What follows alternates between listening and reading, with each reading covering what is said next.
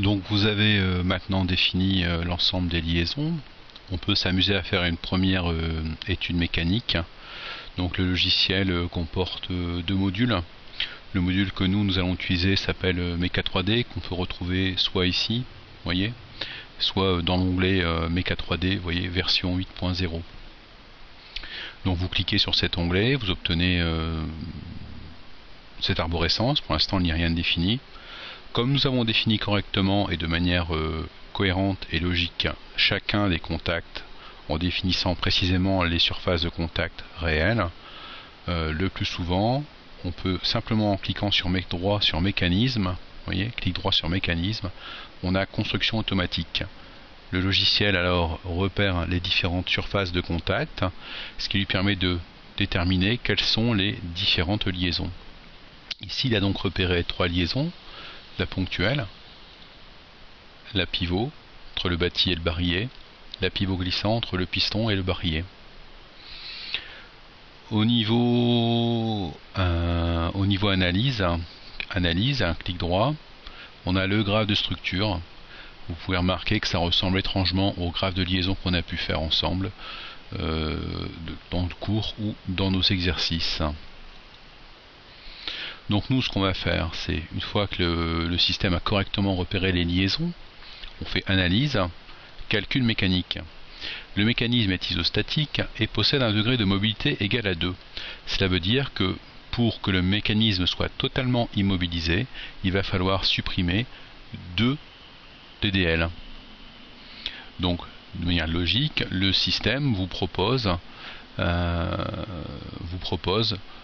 deux paramétrages possibles à bloquer. Donc moi il me propose en numéro 1 la pivot 2, 6, donc la pivot en fait, ça s'appelle le parce que j'ai refait plusieurs fois le mécanisme. Si je double-clique, voilà, je peux accéder à l'ensemble des liaisons. Si je mets la ponctuelle, par exemple, que je clique sur la composante, voilà, il me propose en fait 5 composantes. Évidemment il y a 5 degrés de liberté pour la ponctuelle. Donc bien évidemment nous il faut pivot 2. Au niveau de la pivot, bien, regardez, il n'y a qu'une seule possibilité, la rotation. Donc on va dire qu'on veut une rotation uniforme et on veut un tour par minute. C'est exprimé la vitesse pour les rotations en tours par minute. Au niveau du second paramètre, si vous réfléchissez un peu et avez un peu d'imagination, lorsque le système tourne, la seule chose qui n'est pas contrainte, c'est la rotation propre du piston par rapport au barillet.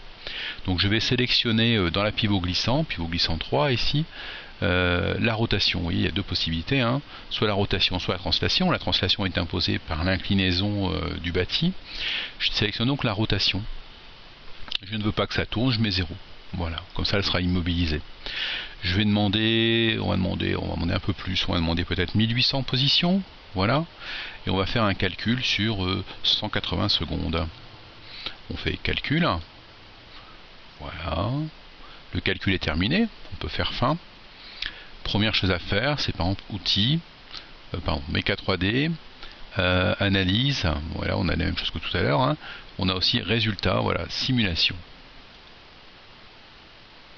On lance la simulation. Vous voyez, on a bien réussi à faire comprendre à SolidWorks et à Mecha 3D que mon système, on motorisait ici, n'est-ce pas, et on fait tourner. Mon logiciel d'acquisition d'images est un petit peu gourmand, donc ce qui explique les saccades. Donc ça c'est une première chose, ça permet de visualiser un mouvement, de mieux comprendre le fonctionnement d'un mécanisme. On pourra aussi, ce que nous ferons plus tard, chercher à définir des paramètres soit de position, soit de vitesse, de cinématique au sein de ce système.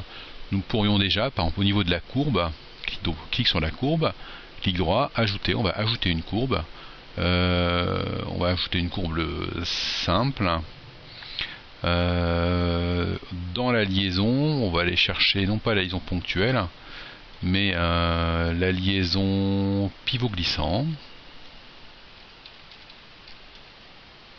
Donc elle s'appelle pivot glissant 3.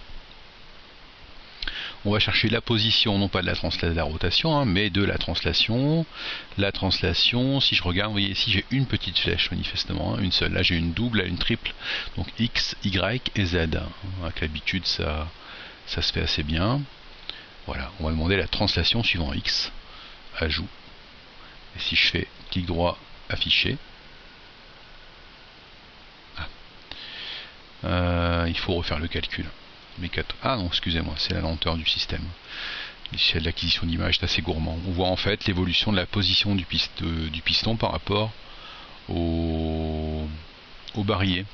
Donc nous verrons plus tard en mécanique, bientôt, que ceci permet d'avoir par exemple cette première phase, aspiration, refoulement d'un bloc d'un peu d'huile, aspiration de l'huile, refoulement, aspiration, refoulement. Donc on a un système de distribution derrière qui permet de mettre en contact soit l'aspiration, soit la partie basse pression du système, soit la partie haute pression.